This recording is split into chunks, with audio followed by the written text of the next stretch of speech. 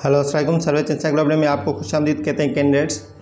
आज हम lecture number 14 करने जा रहे हैं पाकिस्तान जनरल नॉलेज का। इससे पहले हम लेक्चर 13 करके आए, 13 लेक्चर्स हम करके आए जिसमें हम डेली 20 सवाल देखते हैं जो पाकिस्तान जनरल नॉलेज के हवाले से वो इम्पोर्टेंट होते हैं। तो हमारे चैनल सर्वेच इंस्टाग्राम को ज़रूर सब्सक्राइब करें ताकि आपको जो भी मैं वीडियोस बनाऊं आप तक आसानी से पहुंच सकें। और अगर आप पेड ग्रुप्स में ऐड होना चाहते हैं जहां पे नोट्स वगैरह दिए जाते हैं PDF में, तो हमारे दिए गए व्हाट्सएप के नंबर पर ऐड हो सकते हैं किसी भी टेस्ट की तैयारी के हवाले से और हमारे नोट्स के लिए। चलते हैं लेक्चर की तरफ। सबसे पहला क्वेश्चन देखते हैं कौन सा है।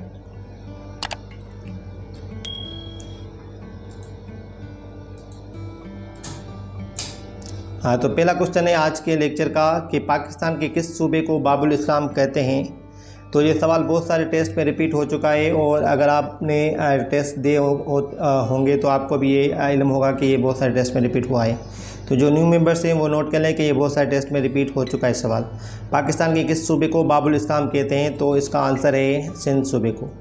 सिंध सूबे को बाबुल इस्लाम कहा जाता है। क्वेश्चन नंबर 2, क्लिफ्टन साहिल किस शहर में वाक़ है।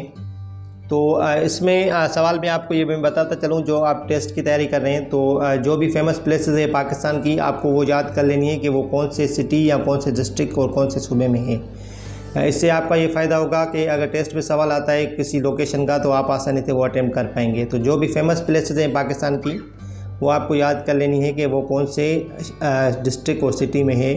उसके साथ अगर आप सूबा भी याद कर लेंगे तो वो भी बेहतर हो जाएगा।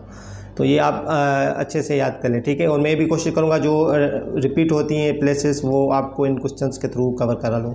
तो क्लिफ्टन साहिल जो है वो कराची शहर में वाक़ है, कराची में वाक़, ठीक है। क्वेश्चन नंबर 3 की तरफ चलते हैं।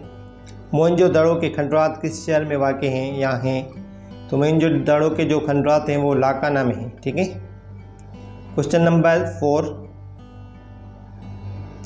कायद-ए-आज़म का मदार किस शहर में है। Answer Karachi. Question number 5, Ranikot का किला कहाँ वाक़ है। आंसर जामशोरो ज़िला। तो ये अक्सर सवाल ये भी आता है और मंसूर का भी सवाल आता है कि मंसूर जो लेक है वो कहाँ पे, रानीकोट का भी आता है। तो आप ये दोनों याद कर लें, दोनों जामशोरो डिस्ट्रिक्ट में आते हैं। क्वेश्चन नंबर 6 की तरफ चलते हैं। अल्लामा इकबाल का जो मज़ार है वो कहाँ पर वाक़ है। Answer Lahore. Question number 7, Changa मांगा का जंगल किस ज़िला में वाक़ है। तो ये लार्जेस्ट जो बिगेस्ट आर्टिफिशियल जो फॉरेस्ट है वो छांगा मांगा है, तो ये खुद से बनाया गया है, ठीक है। तो उसको जो आंसर है वो कसूर। क्वेश्चन नंबर 8, दामन-ए-कोह कहाँ पर वाक़ है। Answer Islamabad. Question number 9,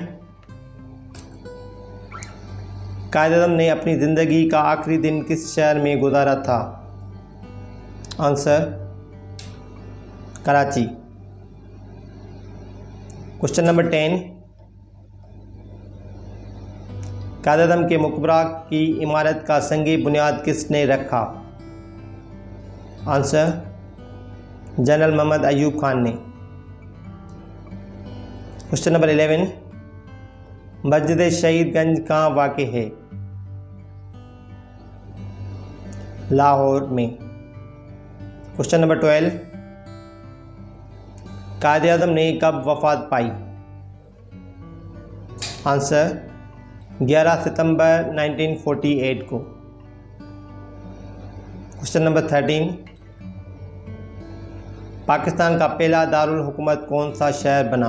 Darul हुकूमत कैपिटल सिटी को कहते हैं, तो वो पहले कैपिटल सिटी कौन थे पाकिस्तान के या कौन था।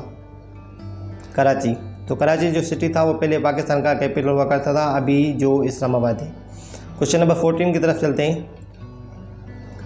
कायद-ए-आज़म के नज़दीक तकसीम के बाद सबसे अहम मसला क्या था। आंसर मुहाजिरीन की आबादी। क्वेश्चन नंबर 15, तकसीम के बाद मुहाजिरीन की आबादी के लिए कायद-ए-आज़म ने कौन सा फ़ंड कायम किया। Answer relief fund. Question lecture के लास्ट में आपके लिए एक MCQ होता है, आपको उस MCQ का आंसर हमें कमेंट करके ज़रूर बताना है। क्वेश्चन नंबर 16, पाकिस्तान का पहला आइन कब नाफिज हुआ? 23 मार्च 1956 को। तो ये जो टेस्ट की तैयारी कैंडिडेट्स कर रहे हैं उनको ये भी नोट कर लेना चाहिए कि अभी तक पाकिस्तान में जो 3 आइन अभी तक आए हैं, अभी तीसरा कानून चल रहा है कॉन्स्टिट्यूशन।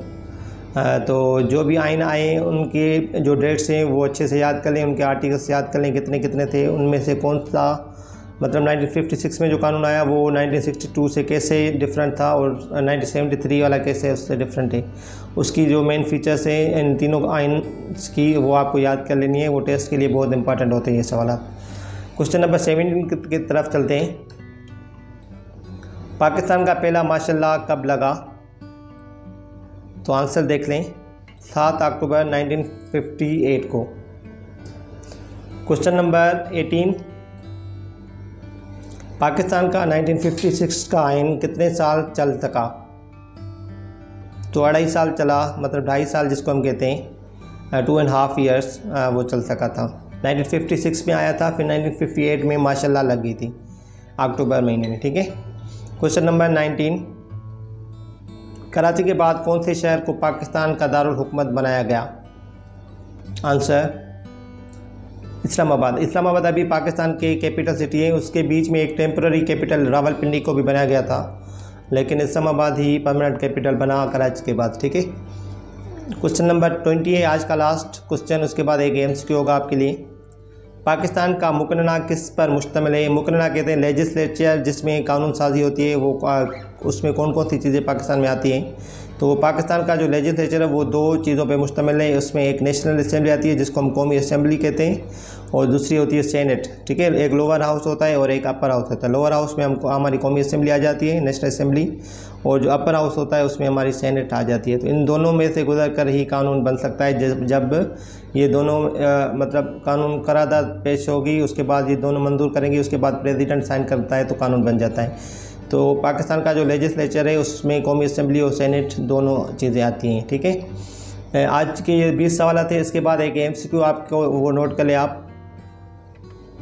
पाकिस्तान का दूसरा आइन कब नाफिज हुआ? तो पहला तो आइन हमने डिस्कस कर दिया इसी लेक्चर में, जो दूसरा आपको बताना है कि वो कब आया था। आपको आंसर जो बेहतर लगता है या जो आपको सही लगता है वो आप हमें बताएं कि आप कौन सा आंसर इसका। और इसके साथ साथ अगर आपको कोई भी क्यूरी हो तो हमारे दिए गए व्हाट्सएप के नंबर पर आप पूछ सकते हैं या कमेंट करके आप पूछ सकते हैं यूट्यूब पर, ठीक है। तो हम इंशाल्लाह और भी लेक्चर्स लाएंगे। और जिन कैंडिडेट्स को हमारे PDF के नोट्स चाहिए तो वो हमारे दिए गए व्हाट्सएप नंबर पर रब्ता करके फ़ीस पे करके हमारे पेड ग्रुप्स में ऐड हो सकते हैं, जहाँ पे आपको डेली के बेस पे नोट्स दिए जाएंगे PDF में। तो ये हमारे आज का लेक्चर था। इंशाल्लाह हम अगले लेक्चर में मिलेंगे। आप अपना ख्याल रखेगा। शुक्रिया, अल्लाह हाफ़िज़।